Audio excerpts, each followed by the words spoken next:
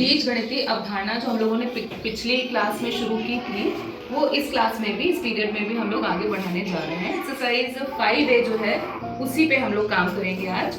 तो ये बीज गणित होती क्या है?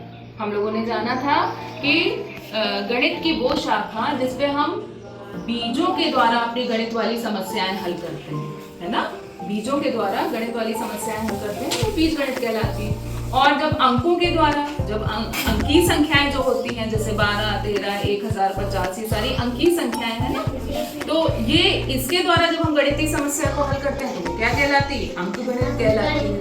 और जब बीजों के द्वारा हम गणितीय समस्या को हल करते हैं तो वो बीज गणित कहलाती है। ये बीज होते क्या हैं?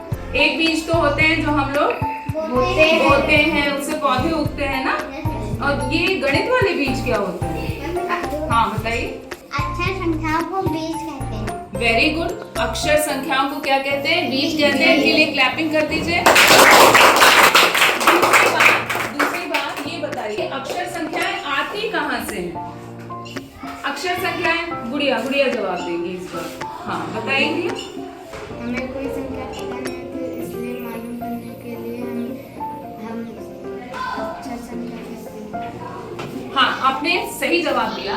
क्या है कि जब हमें कोई संख्या मालूम नहीं होती तो उसकी जगह हम क्या कर लेते हैं? कोई अक्षर मान लेते हैं कि उस संख्या की जगह क्या है, ये अक्षर, जो कि हमें मालूम नहीं है अभी।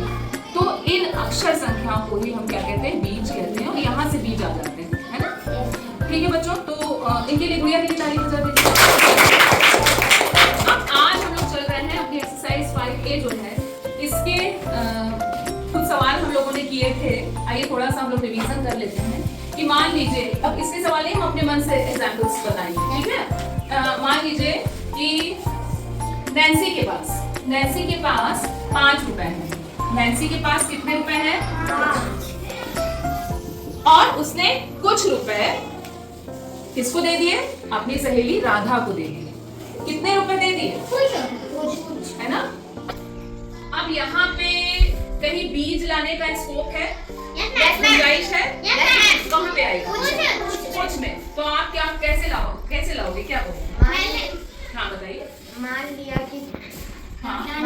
कि राधा ने नैन्सी ने कुछ पैसे राधा को दे दिए। मान लिया कि नैन्सी ने राधा को कुछ की जगह क्या माना? एक्स रुपए दे दिए, है ना? बिल्कुल सही आपने बताया कि माना कि नैन्सी ने कितने रुपए दे दिए?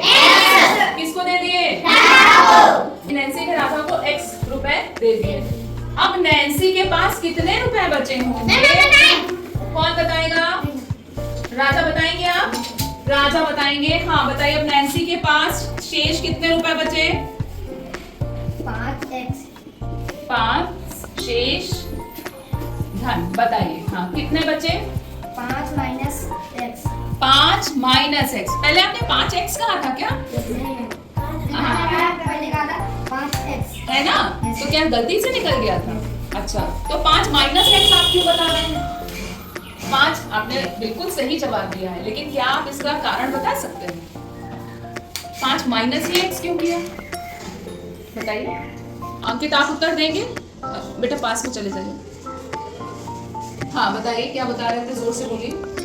जब किसी चीज को दूसरे अपने दोस्त को देते हैं, हाँ, तब उसे घटाना पड़ता है। Very good. इसलिए 5 में माइनस एक्स डालने पर ही हमको शेष धन मिलेगा, है ना? वेरी गुड अंकित।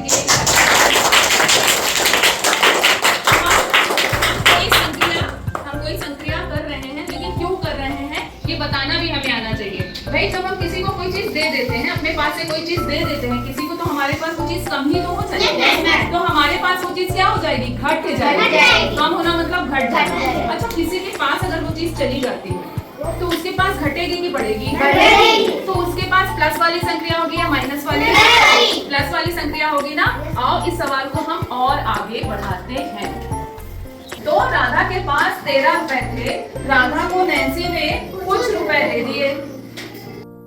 राधा के पास कितने पैसे होंगे बताइए? पहले तो हमें इसका निस्तारण करना पड़ेगा इस कथन में। जैसे इस कथन में x आया था ना कहीं? यहाँ से। इस कथन में भी कहाँ से आ रहा है? कुछ से। तो अब आपका पहला कथन ये क्या होना चाहिए? क्या होना चाहिए बताइए? माना कि राधा को कि नैन्सी ने राधा को X रुपए दे दिए। वेरी गुड, माना कि नैन्सी ने राधा को X रुपए दे दिए, शाबाश, है ना। तो अब राधा के पास कितने रुपए हैं? 13 के पास कुल धन, यानी पहले उसके पास कितना था? 13। पहले उसके पास 13 था, अब नैन्सी ने X रुपए और दे दिए। तो अब इसका उत्तर कौन बताओगे? अरे वाह, बताइए। वेरी गुड, क्लैपिंग कर दीजिए। क्योंकि 13 रुपए तो पहले से ही थे। क्यों जोड़ा? ना, उससे X रुपए और मिल गया आके, और जुड़ गए, बढ़ गए ना उसके। तो अब कितने रुपए हो गए कुल? 13। अच्छा देखो बेटा, 5 भी रुपए है, X भी रुपए है, 13 भी रुपए है, X भी रुपए है। तो हम क्या करते हैं, तीसरे वाले पार्ट में हम लोगों ने देखा था ना, ब्रैकेट लगा के क्या लिख देते हैं? ब्रैकेट का यूज करना सीखा था ना। तीसरे पार्ट में सीखा था हम लोगों ने, ऐसे ब्रैकेट लगा के बाहर रुपए लिख देते हैं। ये चीज सबको समझ में आ गई? Very good. अब हम लोग क्या करने जा रहे हैं? 5वां सवाल करने जा रहे हैं। 5वां सवाल कैसे होगा कि अपना 5वां सवाल पढ़िए कि अक्षर संख्या n और m के प्रत्येक प्रतिरूप को, प्रतिरूप मतलब मॉडल बनाना है ना, उसका मॉडल बनाना है। तीलियों से बनाने के लिए आवश्यक तीलियों की संख्या के लिए नियम ज्ञात कीजिए। अब देखो बच्चों, जहाँ पे ये अक्षर संख्याएं आ जाती हैं, जहाँ बीज आ जाते हैं, वहीं से हमारे फॉर्मूले बन जाते हैं, यानी हमारी समस्या का सामान्यीकरण हो जाता है। यानी हम केवल एक समस्या नहीं, उस तरह की कई समस्याएं एक साथ हल कर सकते हैं। आ रही है बात समझ में? अभी हमें यहाँ क्या करना है, हमें n का प्रतिरूप बनाना है। तो इसके लिए हमने क्या कर लिया है, ये कलरफुल स्ट्रॉज ले लिए, ग्रीन कलर की स्ट्रॉज ये ले ली। इससे हम लोग n का प्रतिरूप बनाएंगे बोर्ड पे। मेरी हेल्प के लिए कौन आएगा? हम लोग n का प्रतिरूप बनाने जा रहे हैं। ये किसका प्रतिरूप है? बी का है, पक्का बी का है? अच्छा ठीक है, तो अब हमें किसका बनाना है? अच्छा हाँ, n का बनाना है। ठीक। अब ऐसे कर देना। हाँ, ऐसे अच्छा ऐसे हाँ, ना हम तभी तो कह रहे थे हेल्प करना। तो ये क्या हुआ? ये एक n बन गया, है ना। तो ये बताओ, एक n बनाने के लिए कितनी तीलियां लगी? 3। आ रही बात समझ में? अच्छा, अब हम क्या करते हैं, एक से अधिक बनाते हैं। ओके, चलो बनाओ। एक n का प्रतिरूप बनाने में कितनी तीलियां लगेगी? 3 तीलियां। 2 प्रतिरूप बनाने में कितने लगेगी? 2 गुणे 3 यानी कि 6। और 3 प्रतिरूप बनाने में कितनी तीलियां लगेगी? 3 गुणे 3 यानी कि 3 त्रिका 9। चाहे तो हम काउंट करके भी देख सकते हैं, 1 2 3 4 5 6 7 8 9। तो 9 तीलियां। इसी तरह अगर हम x प्रतिरूप बनाना चाहते हैं, कितने प्रतिरूप बनाना चाहते हैं? x प्रतिरूप बनाना चाहते हैं, तो हमें कितनी तीलियां लगेंगी? के एक प्रतिरूप में कितनी तीलियां लगी थी? 3। 2 प्रतिरूपों में कितनी तीलियां लगी? 2 में 3 यानी कि 6। 3 प्रतिरूपों में कितनी तीलियां लगी? 3 गुणे 3 यानी कि 9। अब x प्रतिरूप में कितनी तीलियां लगेंगी? x गुणे 3, बिल्कुल सही बात है, x गुणे 3। और हम इसको कैसे लिख देते हैं? जब इस तरह का गुणन होता है तो जो हमारी अक्षर संख्या होती है उसको पीछे लिखते हैं, और जो हमारी अंक वाली संख्या होती है उसको पहले लिखते हैं, इस तरह। यानी हमको x प्रतिरूप बनाने में 3x यानी 3 गुणे x, इतने हमको तीलियों की जरूरत पड़ेगी। इस तरह हमने क्या कर दिया, आपका लिखा था इसमें कि नियम बनाइए, है ना। नियम लिखने के लिए एक चर का प्रयोग कीजिए। आपने चर का भी प्रयोग किया। तो n का हम लोगों ने फॉर्मूला निकाल लिया था। हम लोग देखते हैं m का फॉर्मूला कैसे निकालेंगे m का प्रतिरूप बनाने में। तो हम देखते हैं पहले m के एक प्रतिरूप को बनाने में हमको कितनी ये स्ट्रॉज या तीलियां लगेंगी, है ना। तो हमने क्या किया, m के लिए पहले हमने एक प्रतिरूप बना के काउंट करके बता सकते हो कि कितने स्ट्रॉज लगे हैं यहाँ पे। काउंट करो 1 2 3 4 स्ट्रॉज लगे हैं, 4 तीलियां लगी हैं एक प्रतिरूप को बनाने के लिए।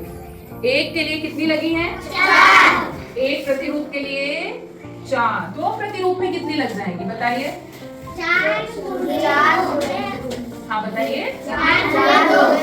4 गुणे 2, वेरी गुड, यानी कि 8, है ना। 3 प्रतिरूप में कितनी लगेंगी? 4। शाबाश, 3 प्रतिरूप में लगेंगी 4 गुणे 3। अच्छा, तो ये बताइए x प्रतिरूप में कितनी लगेंगी? x गुणे 4। शाबाश। x प्रतिरूप में लगेंगी या 4 गुणे x कर दें? 4 गुणे x भी तो कर सकते हैं। ये 2 प्रतिरूप में 4 गुणे 2 लगी थी, 3 प्रतिरूप में 4 गुणे 3 लगी है, और x प्रतिरूप में कितनी लग जाएंगी? 4 गुणे x। वेरी गुड, 4 गुणे x यानी कि 4x। तो इस तरह हमने m के प्रतिरूप को बनाने के लिए भी क्या कर दिया? एक बिना निकाल लिया। Very good. और यहाँ पे क्या किया? बीज कौन सा हमने लिया? अक्षर संख्या कौन सी ली? x। ये हम चाहे तो और भी कोई ले सकते हैं, A B C D जितने भी हमारे पास लेटर्स हैं अंग्रेजी वर्णमाला के या हिंदी वर्णमाला के भी, तो वो हम